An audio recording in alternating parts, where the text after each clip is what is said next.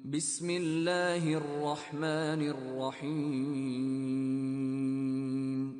Cerita novel, Suamiku yang Jahat Selalu Merayuku. Bab 15. Jadi ini anakmu. Lisa menahan perasaannya yang sedang panik. Dia sedikit menunduk dan air matanya berkaca-kaca. Kamu dan dia tinggal bersama. Jika dia juga berada di perusahaan sebagai penerjemah, dia akan semakin dekat denganmu. Aku takut jika kamu bersamanya untuk waktu yang lama, kamu akan mulai tumbuh perasaan padanya. Karena sudah tidak bisa menyembunyikannya lagi, maka dia langsung saja memberitahu Freddy kebenarannya. Dia berbicara seperti itu untuk menghilangkan kecurigaan Freddy, menunjukkan bahwa dia hanya takut kehilangan Freddy. Dia mendongak dan menunjukkan matanya yang berkaca-kaca. Kamu mengenalku bukan hanya 1 atau 2 hari. Kamu tahu bagaimana perasaanku padamu. Lisa terus menahan air matanya. Aku terlalu takut kehilanganmu. Jadi saat melihatnya pergi ke perusahaan untuk melamar pekerjaan, aku mengambil keputusan sendiri. Petik 2. Freddy mengernyitkan kening. Sudah kubilang, dalam sebulan, kami akan bercerai. Lisa tahu. Jika dia tidak tahu bahwa Chelsea adalah gadis malam itu, dia juga bersedia menunggu. Setelah menunggu bertahun-tahun, dia tidak peduli jika hanya 1 bulan lagi, tapi sekarang dia tidak bisa menunggu lagi. Dia tidak boleh membiarkannya terlalu dekat dengan Freddy. Tidak boleh. Chelsea, ini untuk meja 2. Kamu mengantarnya. Chelsea menanggapi. Dia tidak tahu apakah karena dia tidak tidur nyenyak tadi malam, dan hari ini setelah datang kerja dia juga berdiri untuk waktu yang lama, perut bagian bawahnya terasa sakit. Dia mengambil nampan dan menuju ke meja nomor 2. Sebelum dia mencapai posisi itu, Chelsea melihat Lisa di seberangnya. Dia tidak perlu memikirkan siapa orang itu. Langkahnya ragu sejenak, sangat singkat, ini pekerjaannya, dia tidak bisa menghindar. Dengan senyum di wajahnya dia berkata, ini pesanan Anda.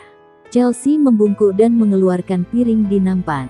Ketika dia meletakkan piring di depan Freddy, Freddy tiba-tiba menggenggam pergelangan tangannya. Apa yang kamu lakukan?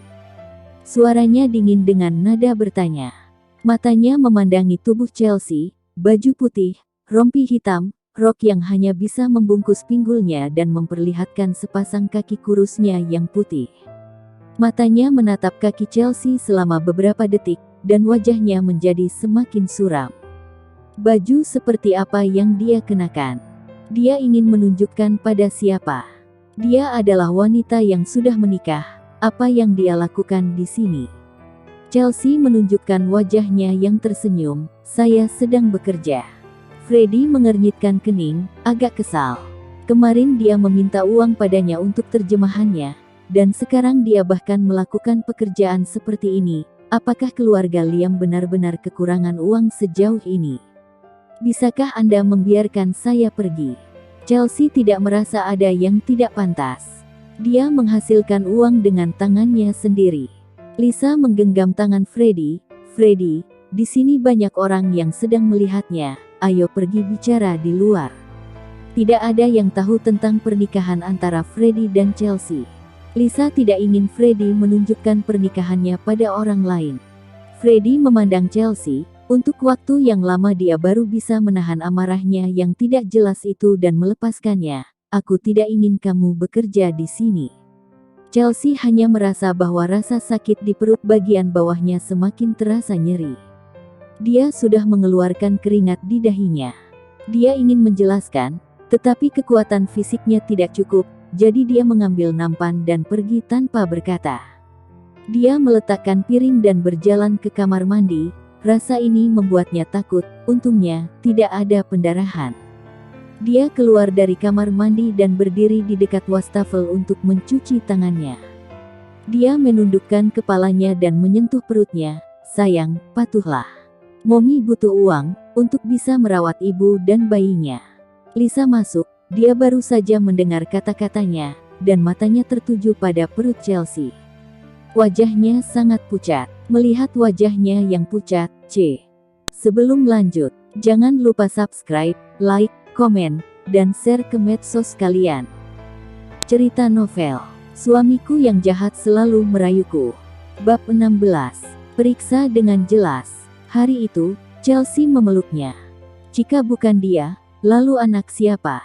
Hati Felix sakit sekali. Jika dia mencari dirinya pada hari kecelakaan, dia tidak akan begitu menyedihkan sekarang. Di mata Freddy, itu pasti anak Felix. Dia mencibir, dia baru 18. Apa yang kamu tahu? Bentak Felix. Matanya sedikit memerah. Dia tahu apa yang ingin dikatakan Freddy, tidak lebih dari kata-kata yang akan mengatakan bahwa Chelsea tidak menghargai dirinya sendiri. Atau kata-kata yang akan mengatakan bahwa dia baru berusia 18 tahun dan hamil, hidupnya pasti kacau. Tapi apakah dia tahu apa yang Chelsea alami? Felix memandangi Freddy dari atas ke bawah. Jasnya tidak murah, sepertinya harganya setara dengan gaji orang biasa selama setahun. Apakah putra bangsawan sepertimu pernah mengalami penderitaan? Apakah kamu tahu bagaimana rasanya tidak bisa makan? Apakah kamu tahu ketidakberdayaan karena dipaksa? Kamu tidak tahu. Kamu tidak tahu bagaimana dia hidup sampai hari ini. Petik 2. Chelsea meraih lengan Felix dan menggelengkan kepalanya. Dia tidak perlu simpati atau belas kasihan dari orang lain. Dia hanya perlu hidup dengan keras dan merawat ibu serta anak di perutnya. Bawa aku ke rumah sakit. Dia hampir tidak bisa berdiri. Ya, dia membungkuk untuk menggendongnya. Chelsea memandang Freddy yang tertegun karena kata-kata Felix. Lalu dia berkata, "Maaf, aku tidak bisa berhenti bekerja. Tetapi kamu bisa yakin bahwa aku tidak akan pernah membiarkan orang tahu tentang hubungan kita, dan tidak akan pernah mempermalukanmu." Petik 2. Freddy mengernyitkan kening dan matanya berkedip, kemudian, matanya memandangi wajah Chelsea, wanita ini. Orang luar tidak tahu keadaan Chelsea saat ini, tetapi Felix, pria yang menggendongnya tahu bahwa tubuhnya terus gemetar. Felix menggendongnya naik ke mobil dan menenangkannya, "Jangan khawatir. Tidak ada pendarahan, berarti kamu akan baik-baik saja." Petik 2. Felix mengemudi mobil secepat mungkin dan membawanya ke rumah sakit. Freddy menatap mobil yang melaju semakin jauh itu. Kata-kata Felix masih terngiang di pikirannya. Apa rahasia Chelsea? Perilakunya memang aneh. Untuk mencari tahu apa yang terjadi, dia mengeluarkan ponselnya dan menelepon Kiki. "Pergi dan periksa Chelsea. Apa yang ingin Anda periksa?" "Semua." Setelah berkata, Freddy menutup telepon. "Freddy." Lisa berlari keluar dari restoran dan mengambil lengannya. "Apakah kamu masih marah padaku karena tidak membiarkan Chelsea masuk perusahaan?" "Aku tahu aku salah. Aku terlalu mencintaimu." "Tidak, ayo kembali." Suara dan ekspresinya, semuanya datar. Tidak ada yang bisa melihat perasaan yang tersembunyi. Lisa hanya merasa gelisah. Siapa yang dia telepon tadi? Di rumah sakit, Chelsea dibawa ke ruang operasi. Felix menunggu di luar, menunggu itu selalu menyakitkan. Dia terus melihat ke ruang operasi. Setelah kurang lebih 1 jam, akhirnya pintu ruang operasi terbuka. Saat Chelsea didorong keluar, Felix bergegas ke depan. "Bagaimana keadaannya?"